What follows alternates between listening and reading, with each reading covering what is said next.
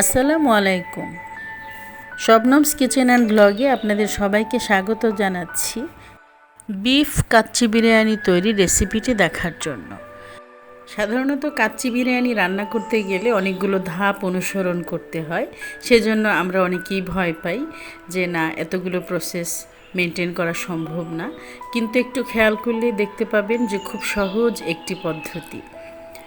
আমি সবগুলো ধাপই মোটামুটি অনুসরণ করার চেষ্টা করেছি, আর খুব চমৎকার হয়েছিল আমার এই কাচ্চি বিরিয়ানিটি, সেই জন্য আপনাদের সাথে শেয়ার করছি। চলুন তবে দেখা যাক কিভাবে আমি করেছি। প্রথমে আমি এই যে দেখতে পাচ্ছেন বেশ কিছু আলু নিয়েছি, গোটা আলু। আলুর সাইজ যদি ছোট হয় তাহলে গোটা আলু নিলেই ভালো, আর বড় আলু হলে মাঝখানে দুভাগ করে নেওয়া যায়। জর্দার রং দিয়ে আর একটু লবণ দিয়ে আলুগুলোকে ভালো করে মেখে নিচ্ছি। এবার পেঁয়াজ বেরেস্তা করে রাখা সেই তেলে গোটা আলুগুলোকে ভেজে নিচ্ছি। তো এক্ষেত্রে আলুকে খুব বেশি ভাজার প্রয়োজন নেই, যেহেতু দমে দিব। আর আপনারা জানেন যে কাচ্চি বিরিয়ানি তৈরির রেসিপিটা এমন হয় যে কাঁচা মাংস এবং আধা সিদ্ধ চাল এখানে একবারে দিয়ে বসিয়ে দিতে হয়।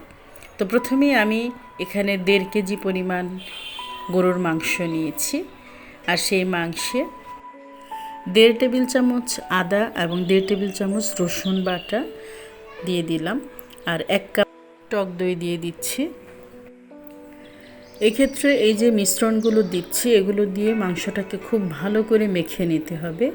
যত বেশি মাংস মাখা হবে তত বেশি ভেতরে এই মশলাগুলো ঢুকে যাবে। তো এবার 1 কাপ পেঁয়াজ বেরেস্তা এর মধ্যে দিয়ে দিব। আপনারা দেখতে পাচ্ছেন খুব সহজ একটি রেসিপি। শুকনো মরিচের গুঁড়া 1.5 চামচ দিয়ে দিচ্ছি। আপনারা চাইলে এখানে কাঁচামরিচ বাটাও দিতে পারেন। ঝাল কম বেশি খেলে সেই পরিমাণও সেইভাবে দিবেন। আমি একটি রাঁধুনির প্যাকেট ইউজ করেছি, কাচ্চি বিরিয়ানি প্যাকেট। সেখানে দুটো এরকম প্যাকেট দেখালাম। একটি প্যাকেটে কাচ্চি বিরিয়ানি তৈরির সব মশলাগুলো গুঁড়ো অবস্থায় থাকে, আর আরেকটি প্যাকেটে গোটা গোটা গরম মশলা থাকে, যেগুলো সাধারণত চাল ফোটানোর সময় প্রয়োজন হয়। তো এবার একটু বাদাম বাটা দিলাম। আমি এক্ষেত্রে কাঠবাদাম ইউজ করেছি, এবং তারপর এখানে আমি 1 টেবিল চামচ পেঁপের খোসা বাটা ইউজ করেছি, কিন্তু ভিডিওটি ডিলিট হয়ে যাওয়াতে আপনাদের সাথে শেয়ার করতে পারলাম না।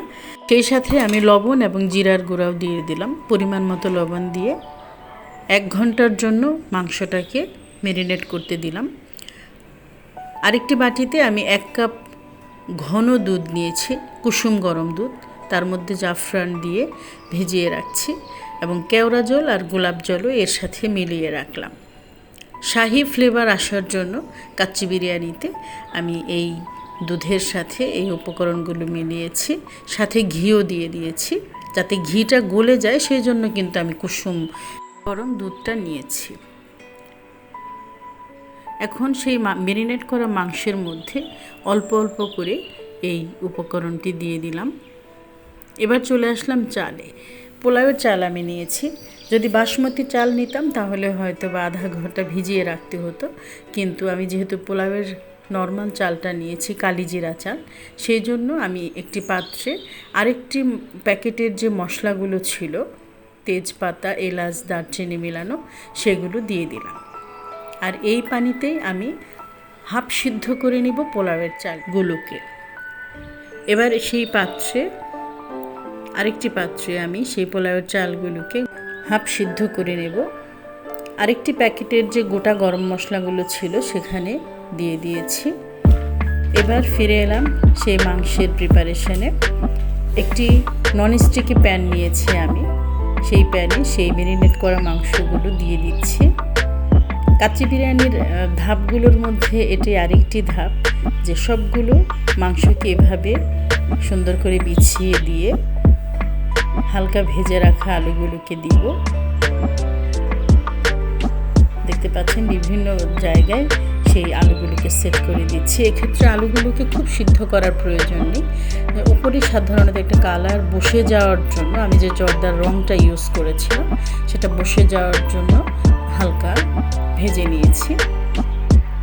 এবার হাফ সিদ্ধ চালগুলোকে উপরে দিয়ে দিচ্ছি, আর মাঝে মাঝে পেঁয়াজের বেরেস্তাগুলো আর বাদাম দিয়ে দিচ্ছি, কিশমিশ দিয়ে দিব।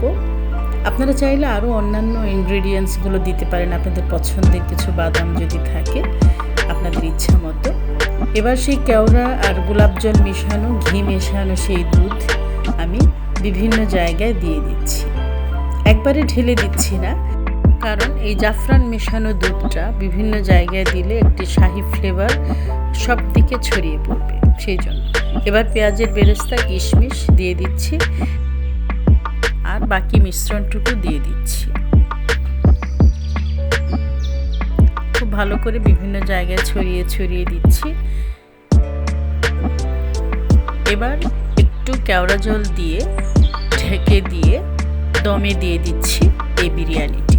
এক্ষেত্রে লক্ষ্য রাখবেন প্রথম 10 মিনিট বেশ চড়া আঁচে এই বিরিয়ানিটি রান্না হবে, আর শেষের 50 থেকে 55 মিনিট খুব লো আঁচে রান্না করে নেব। এক্ষেত্রে আমি বিরিয়ানিটা রান্না করার সময় পাতিলের নিচে ননস্টিকি যে প্যানটা দেখতে পাচ্ছেন তার নিচে মোটা একটি তাওয়া দিয়েছি, আর ফয়েল প্যাক দিয়ে ঢাকনাটাকে ভালো করে আটকিয়ে দিয়েছিলাম যাতে দমটা ভালোভাবে পায়। হয়ে গেল আমার কাচ্চি বিরিয়ানি। আপনারা দেখতে পাচ্ছেন সুন্দর একটি রং এসেছে, খেতেও বেশ ভালো লেগেছিল। আমি প্রত্যেকটা ধাপ অনুসরণ করেছিলাম বলে আমার এই কাচ্চি বিরিয়ানিটি আসলেও খুব সুন্দর হয়েছিল। আপনারাও চাইলে ট্রাই করতে পারেন। ভালো লাগলে প্লিজ লাইক, কমেন্ট এবং শেয়ার করবেন, আর সাবস্ক্রাইব করে আমার পাশে থাকবেন আশা করছি। ভিডিওটি দেখার জন্য সবাই